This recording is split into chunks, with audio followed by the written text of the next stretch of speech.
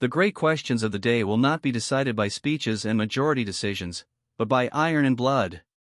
These were the words that announced a new era in European history.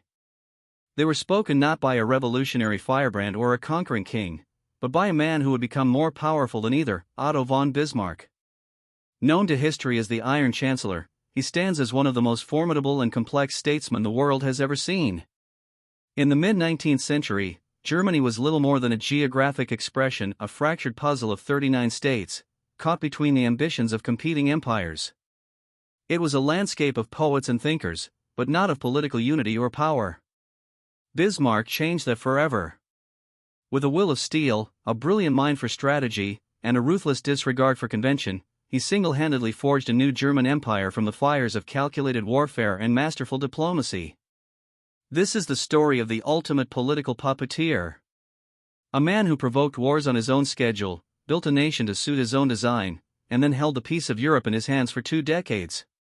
But how did he do it? How did this one Prussian aristocrat outmaneuver every rival and bend the course of history to his will? Join us as we uncover the life and legacy of Otto von Bismarck, the man who built an empire with blood and iron. Before he was the Iron Chancellor, Otto von Bismarck was simply a son of the Prussian heartland. He was born into the Junker class, a landed aristocracy whose values were etched into his very soul: unwavering loyalty to the Prussian king, a deep-seated conservatism, and a firm belief in duty, order, and military strength. This was not the world of liberal ideas and popular revolutions that was sweeping across Europe. It was a world of tradition, authority, and land. After a notoriously wild youth of dueling and drinking at university, Bismarck entered the world of diplomacy. As an envoy in Frankfurt, St. Petersburg, and Paris, he didn't just observe the great powers of Europe, he dissected them. He saw their vanity, their weaknesses, and their tangled, ineffective politics. He developed a particular contempt for Austria's dominance over the weak German Confederation, believing it held the German people back. It was during these years that his core conviction hardened into shape: Germany would never be united by votes or committees. It would have to be forged by the one power he trusted, Prussia. His moment arrived in 1862. Prussia was in crisis. King Wilhelm I was determined to strengthen his army, but the liberal-controlled parliament refused to approve the funds, fearing the military would be used to crush them. The government was paralyzed, and the king was so desperate he considered abdicating. In this moment of supreme deadlock, the establishment turned to the one man they knew was audacious and ruthless enough to break the stalemate. They called for Bismarck. Appointed minister-president, he wasted no time. He strode before the Parliamentary Budget Committee and laid his entire philosophy bare. He openly declared his intention to rule without their consent, to collect taxes without their approval, and to build the army the king desired. It was here he uttered his immortal words, a direct challenge to the entire liberal ideal: "The great questions of the day will not be decided by speeches and majority decisions," he warned. That was the great mistake of 1848 and 1849, but by iron and blood. The gauntlet had been thrown down. Bismarck was now in command, and he was ready to build his army. The chessboard was set for the first of his great games. Bismarck now had his army. His iron and blood philosophy was no longer a threat, it was an instrument, ready to be used. But a master strategist does not simply attack, he sets the board. His plan for unification would unfold in 3 calculated acts, 3 short, decisive wars that would catch the rest of Europe off guard. Act 1, 1864, the Danish War. The complex issue of 2 duchies, Schleswig and Holstein, provided the perfect pretext. In a stroke of cunning genius, Bismarck invited his main rival, Austria, to join him as an ally. Denmark was swiftly defeated. But Bismarck hadn't sought a partner, he had sought a pawn. The joint administration of the conquered lands was designed to create friction, giving Bismarck the excuse he needed for the inevitable clash with Austria. The trap was set. 2 years later, it was sprung. In 1866, the Austro-Prussian War began. This was the true contest for the soul of Germany. While Europe expected a long, drawn-out conflict, Bismarck and his generals unleashed a new kind of warfare. Using a vast railway network for rapid deployment and armed with the revolutionary breech-loading needle gun, the Prussian army was faster, more efficient, and more lethal. At the Battle of Königgrätz, the Austrian army was shattered in a matter of hours. Yet, Bismarck's genius was most clear in victory.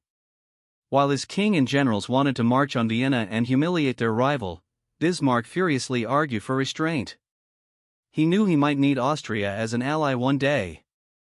He didn't want to create a permanent enemy. He had won, and Austria was now excluded from German affairs. That was enough.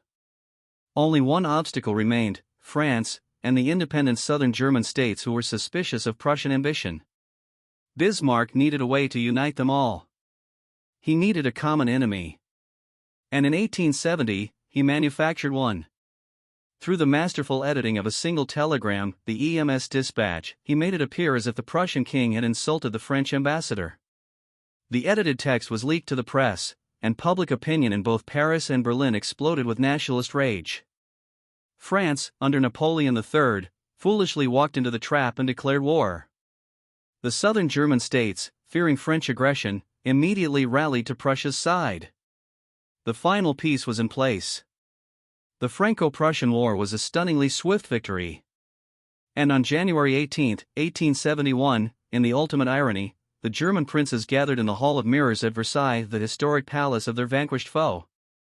There, they proclaimed Wilhelm I as emperor, or Kaiser, of a new, unified German empire. Standing in the center of it all was Bismarck. His life's work was complete. Blood and iron had delivered a nation. The German Empire was born. But for Otto von Bismarck, the creator now faced his greatest challenge: preservation. The man who had used warfare to upend the map of Europe now dedicated himself to peace. A stable Europe meant a secure Germany, and he would now apply his strategic genius not to the battlefield, but to the intricate chessboard of international diplomacy. His primary objective was to keep Germany's historic rival, France, isolated. A vengeful France, allied with either Austria-Hungary or Russia, would mean a catastrophic two-front war. To prevent this, Bismarck spun a complex web of alliances. He forged the League of the Three Emperors, tying Russia and Austria-Hungary to Germany in a fragile pact. He juggled the competing interests of his rivals, always positioning Germany as the indispensable power at the center. This role was perfectly captured in 1878 at the Congress of Berlin. As the great powers met to settle a crisis in the Balkans, Bismarck was not a participant, but the mediator, the self-proclaimed honest broker. For 20 years, he was the de facto master of Europe, a puppeteer pulling the strings of international relations to maintain a delicate, German-centric peace. But while he projected stability abroad, he ruled with an iron fist at home. He saw threats to his new empire everywhere. First, he launched the Kulturkampf, a culture struggle against the Catholic Church, whose loyalty to the Pope in Rome he viewed as a challenge to the authority of the state. It was a rare miscalculation, as the campaign of repression only strengthened Catholic political opposition. He then turned his sights on a new enemy, the rising socialist movement. Fearing their revolutionary ideals, Bismarck passed harsh anti-socialist laws, banning their meetings and publications. But he paired this iron fist with a velvet glove of stunning ingenuity. In a move to steal the socialists' appeal and win the loyalty of the working classes, Bismarck created the world's first modern welfare state. He introduced health insurance, accident insurance, and old age pensions, radical social reforms pioneered not by an idealist, but by a staunch conservative as a pragmatic tool of political control. Abroad, a peacemaker. At home, an autocrat. In all things, a pragmatist. Bismarck would use any means necessary: diplomacy, repression, or progressive reform to protect the empire he had built. An empire forged by one man's will could not be governed by two. The old king, Wilhelm I, who had trusted Bismarck implicitly, was gone. In his place was his grandson, the young, ambitious, and arrogant Kaiser Wilhelm II, who had no desire to be a puppet of the aging chancellor. The clash was inevitable. In 1890, after nearly 30 years in power, Otto von Bismarck was forced to resign. The architect of Germany was dismissed from the house he had built. What, then, is the legacy of the Iron Chancellor? His achievements were monumental. He created Germany. Through sheer force of will and political genius, he transformed a fractured people into a powerful, prosperous nation-state that would dominate the continent. His pioneering of Realpolitik redefined the art of statesmanship, and his pragmatic creation of the welfare state changed the relationship between government and the people forever. Yet, his legacy is also fraught with dark and difficult questions. Did his blood and iron methods glorify a form of militarism and authoritarianism that would haunt Germany for decades to come? And was his intricate web of alliances so dangerously complex that it was bound to collapse without its master? When he left, his successors let the system fall apart, leading Germany towards the very isolation and two-front war he had struggled his entire career to prevent. Otto von Bismarck was a political giant who achieved everything he set out to do. But the methods he used to forge an empire may have sown the seeds of its greatest tragedies, leaving a complex and controversial legacy that the world grapples with to this day.